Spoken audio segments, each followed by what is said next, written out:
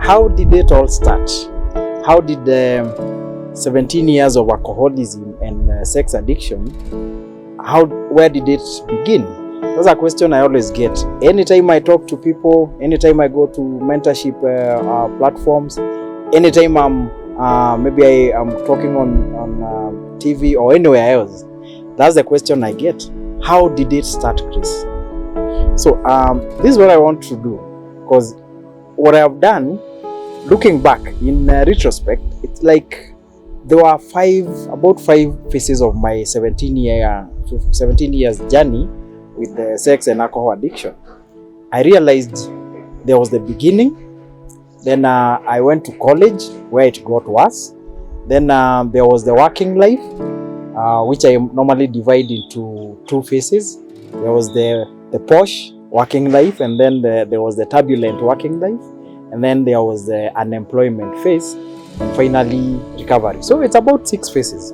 So I would like maybe to go into details about what happened at each of these. Of course, there is so much that happened, but before I go into details, let me just introduce myself once again. I'm Crispus Gethai Kemaru. Most guys know me by Chris Kim Recovery by now, and I'm a recovering alcoholic, 6 years sober now. That is after 17 years of a turbulent life of alcoholism and sex addiction. Today, I'm an addiction counselor, and I also do recovery coaching. I also participate in mental health awareness campaigns. I'm also a trainer of counselors, and I'm also in school. And I'm a father, of course, and a loving husband. So how did it all start? 1999, I was in Form 3, and I was a small boy, small-bodied actually, short, small, and I was in a tough high school. And during the holidays, I don't know whether it was second term or first term holidays, that's the first time I came into contact with the Moratina. It was at home. Was it at home? No, it wasn't at home. It was actually in the forest, Mount Kenya forest. We had some shambas there, and we had something like a community thing where guys would come and farm at ours, then we would go and farm at theirs. So my brothers, I think they had brought some young men to work on our garden, or work on our plot, and then later they were to go maybe and help out. So in the evening, of course, these were guys who were done with their high school, so they had some Moratina, and I accessed some of it, and it felt so sweet, although I felt tipsy. And of course, because I was in high school, I didn't continue with the drinking. Actually, I think I felt so high, they were making fun of me. Now, come the next year, January 2000, January 1st, we had prepared some of our own with the 3 of my friends. We brewed some Moratina, and with Moratina in the village, I come from Nyeri County, Madeira constituency, somewhere near the forest. Brewing Moratina it's not expensive. So my friends and I ganged up, bought some sugar and some sugar canes, and we took it to the brewer. Within 3 days, 4 days, we had our Moratina ready for New Year. And that's how I finally sat down to maybe have my first drink. And the first drink was embarrassing, actually, because it was sugary. It reminded me of the drink I had in Form 3, 1999, the previous year. But now we had a lot of it. With 1 kg, you have almost 3 vibuyus, 3 jerrycans of Moratina.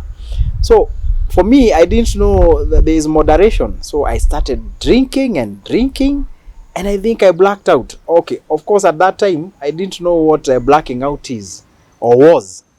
But I remember I woke up at the moment I came to, there were some guys in white surrounding me, and I didn't exactly know where I was, and somebody was giving me sugary water, an old bearded mzee. So the first thing that came to mind was I was in heaven, You know the way they describe heaven in the Bible.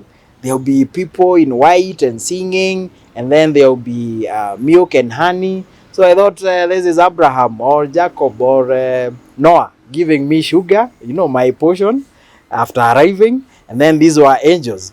What I didn't know was that I had get crashed into a wedding in the village, and now the bride and the bridal party were mad at me, and then there was this old mzee trying to revive me because I think I had blacked out. He was trying to revive me at least, because when I came to and I started hearing them speaking, he was even very mad. He was asking, who gave a kid some drink? Who is this that gave this kid Moratina or beer? And everyone seemed mad.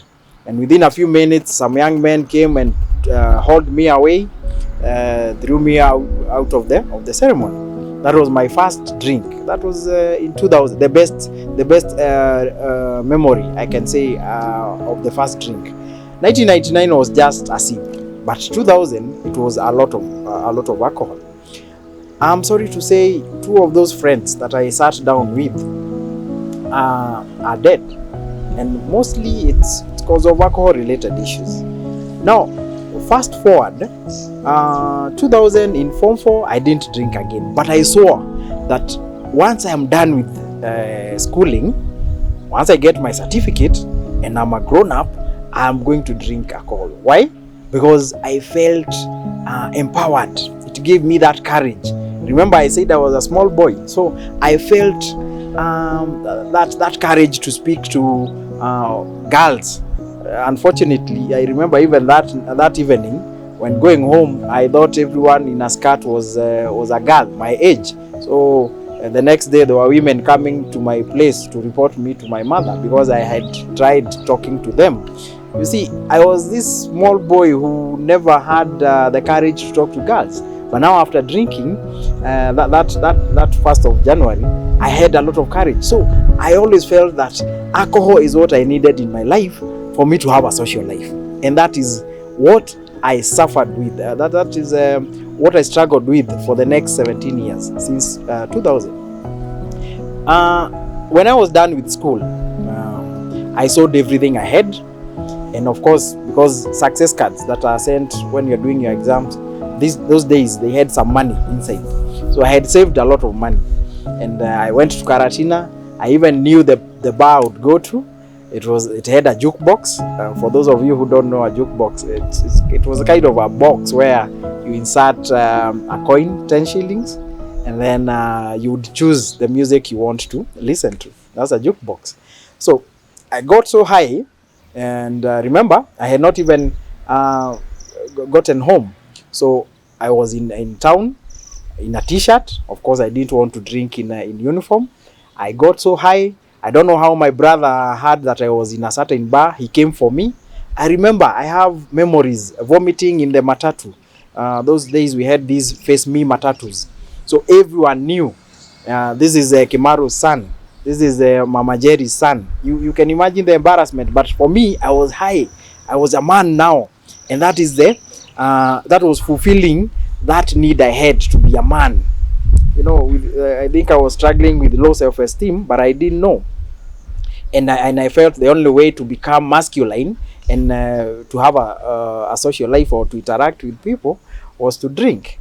Of course, we started having problems with my parents immediately after Form 4. Come 2001, I didn't perform as well as I expected, or even as my parents expected. And then that added to a sense of failure I always had. All my life, I always felt like I was not good enough. Or I was good, but I was not maybe reaching my potential. If I take you back a bit, in KCPE, I wanted to get 500 and above out of 700. I got 486. But everyone expected that I would get 500, go to Nyeri High, go to Kagumo High, those big schools. I got 486, and then I didn't even, that was good marks. But I didn't even go to a good school. I was invited to join a school in Kiambu, a very small school where I was bullied. I was bullied so badly. I remember the first 3 nights, all of us from ones were lined up without pants, without boxers, without underwear. And the form fours were checking whether we were circumcised. And then not only circumcised, whether you are circumcised the traditional way. You can imagine you're a boy who has just come from home. Your home is all the way in Nyeri, Karatina. You are somewhere in Kiambu. So there was a lot of trauma that was to come later. Now, when I look back, I feel like the experiences I had, not only in that school, but even in the school I went to in Kirinyaga, the bullying and all that, again, predisposed me to addiction. But we'll come to maybe the risk factors later. Now, 2001, after high school, and with the poor grade that I got, because to me, a B was a poor grade. With a poor grade, I got frustrated. I had now started drinking. And then the worst thing happened. At that time, there was these sachets, of alcohol. Some of them were selling at 10 shillings. Others at 30 shillings, 20. And they were available. Alcohol was available.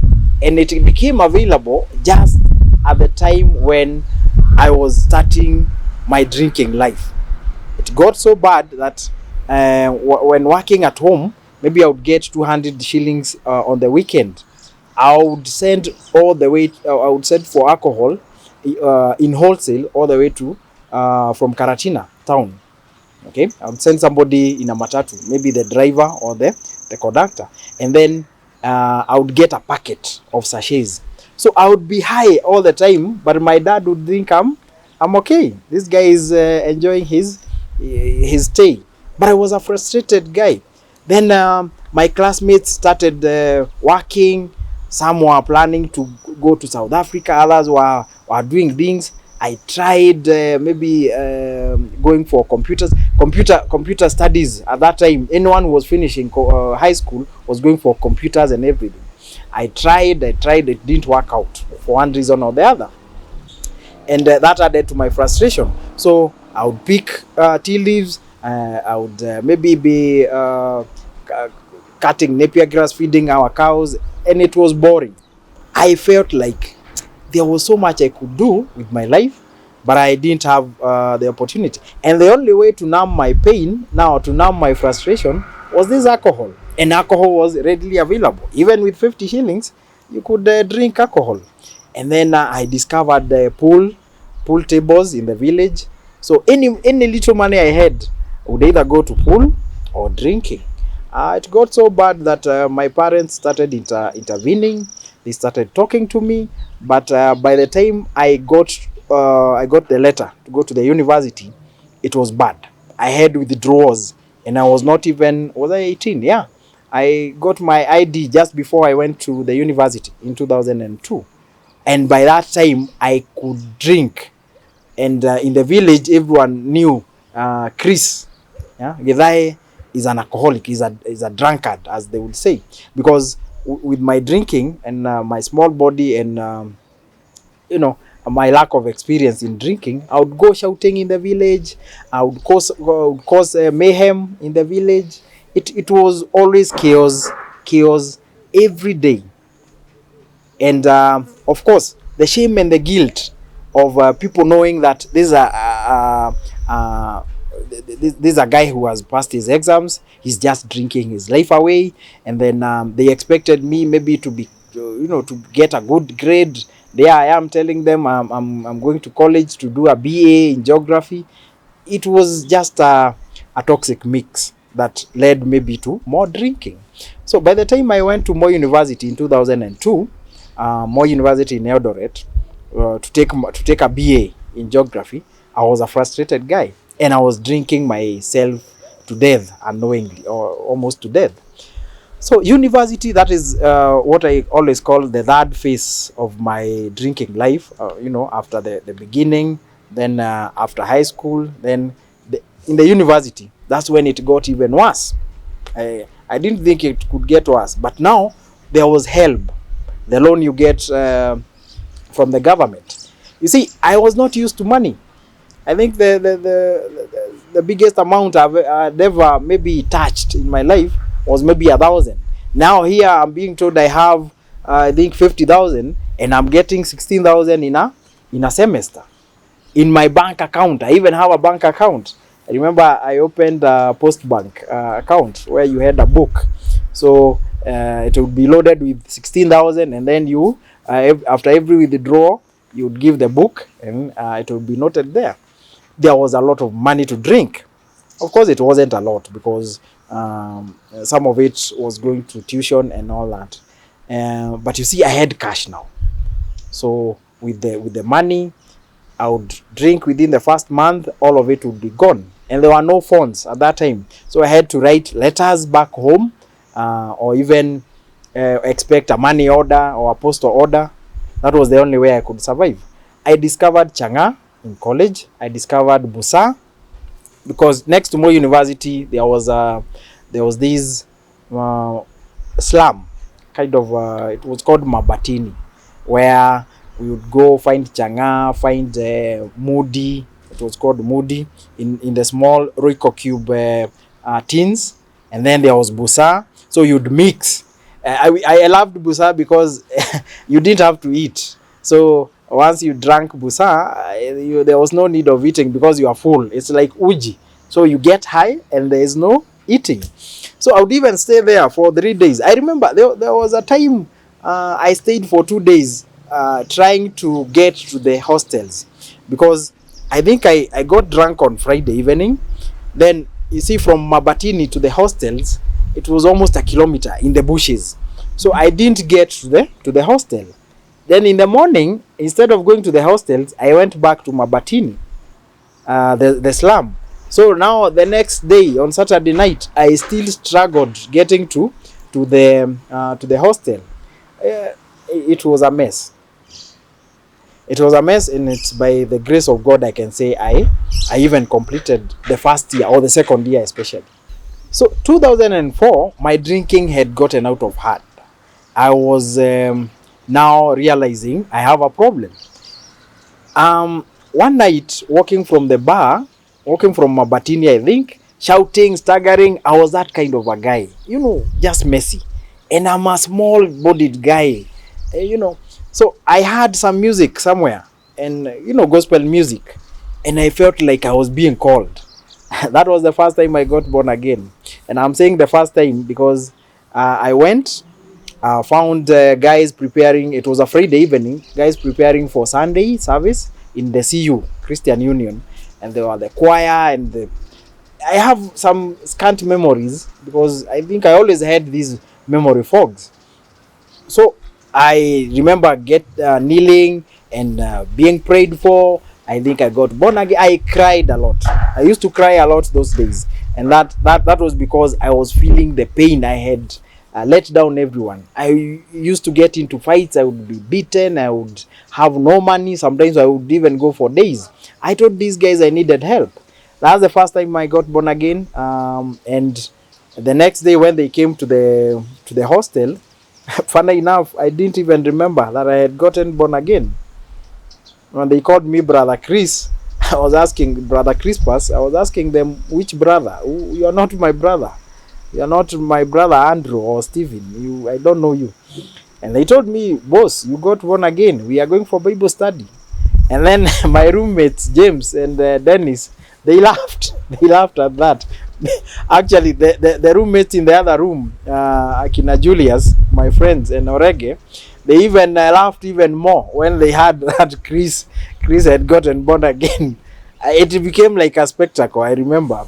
And now I was so embarrassed getting born again, and people are laughing at me.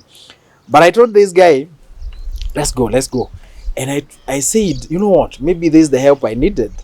And I got born again. I said, I vowed I'll stay born again for as long as I can. And actually I did it for 7 months. 7 good months. And I still say those were the most peaceful months in my drinking life, in the 17 years. I used to go to church. I used to attend Bible studies, but I was never able to speak in tongues or get convulsions and fall down, and it was a bit embarrassing. I never got to experience that, but I felt peace. And I would talk to guys who are drinking, my friends, but they would always say, Chris, tunajua wewe utaanguka tu, utatupata tu. And I did it in style, with a bang. When this big musician was coming to Moi University, we were among those who were selling the tickets, and one of the guys was also selling some alcohol, especially during on that day when the musician was coming. So I don't know how I ended up tasting Marikin. Marikin was also in sachets. But the next thing I remember, jumping on the stage. No. First of all, I was being beaten by the bouncers outside the student center. A bouncer was beating me. Then the next thing I remember, I was jumping through the toilet windows to get into the hall. I don't know what was happening, but the next morning I found myself in the toilet, sleeping in the toilet inside the student center. And that's how my relapse, that big relapse happened. And now, because of the shame and the guilt, I didn't want to face the guys in church. So I went back to Mabatini, where now I could get solace, and I got welcomed by my friends, and the drinking continued. I think I drank for 1 week with non-stop because we had money.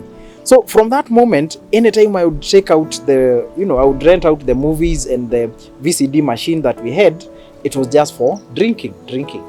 And I struggled through campus, and mostly I was able to finish because I was taking a B.Ed. I was able to change my course from BA Geography to B.Ed, English and Literature. So mostly I was reading novels, I was analyzing novels, writing, and that was my coursework. So I was able to get to complete college. But I can say the things I went through college, the shame, the guilt, the frustrations, I really wanted to stop, but I didn't know how. I got born again in campus, maybe 3-4 times.